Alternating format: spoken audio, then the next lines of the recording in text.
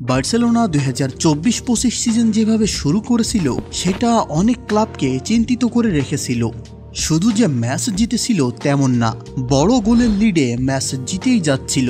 তার উপরে বার্সার কয়েক বছরের গলার কাটা বায়ার্ন মিউনিখ এবং রাইভাল রিয়াল মাদ্রিদকে ব্রুটালি হারানোর পর বার্সেলোনার এই নতুন দলের পরিচিতি এবং কোচ হানসি ফ্লিকের জনপ্রিয়তা অন্য মাত্রায় পৌঁছে যায়। তারপর হঠাৎই বার্সার ম্যাচ হারা শুরু হয়, যেখানে বার্সেলোনার সাথে অ্যাথলেটিকো এবং রিয়ালের 10-15 পয়েন্টের দূরত্ব ছিল, সেখানে আজ বার্সেলোনায় তাদের পিছনে পড়ে যাচ্ছে।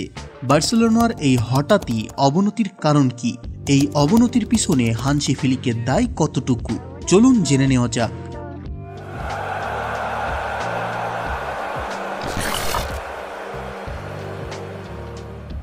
প্রথমেই বলা যাক বার্সেলোনার সমস্যা কোথায়, কেন হারছে একের পর এক ম্যাচ।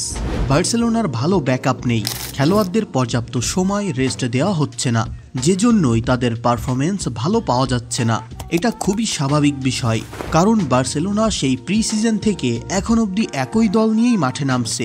দলে তেমন রিমার্কেবল পরিবর্তন হানসি ফ্লিক করেননি। এটার মূল কারণ হলো ব্যাকআপ খেলোয়াড়ের অভাব। বিশেষ করে বার্সেলোনার ফরওয়ার্ডের ব্যাকআপ অনেক কম।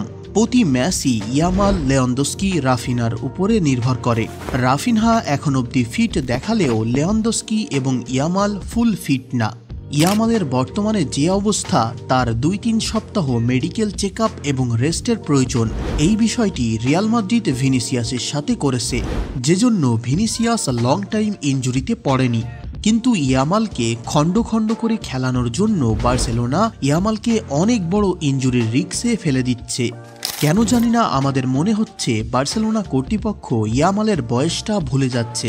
বার্সেলোনার সর্বপ্রথম লেভানডস্কির ব্যাকআপ খোঁজা দরকার। যথেষ্ট ভালো ফরওয়ার্ড পড়ে আছে।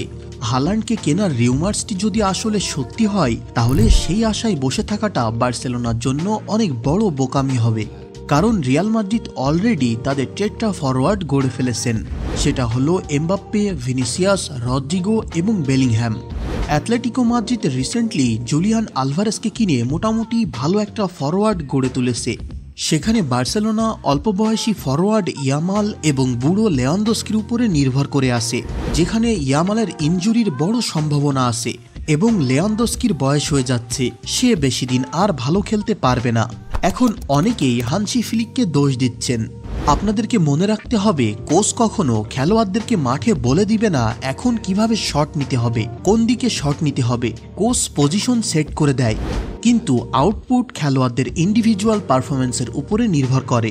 খেলোয়াড়রা খারাপ খেললে কোচের কিছুই করার থাকে না। তার সাথে খেলোয়াড়ের সংকট।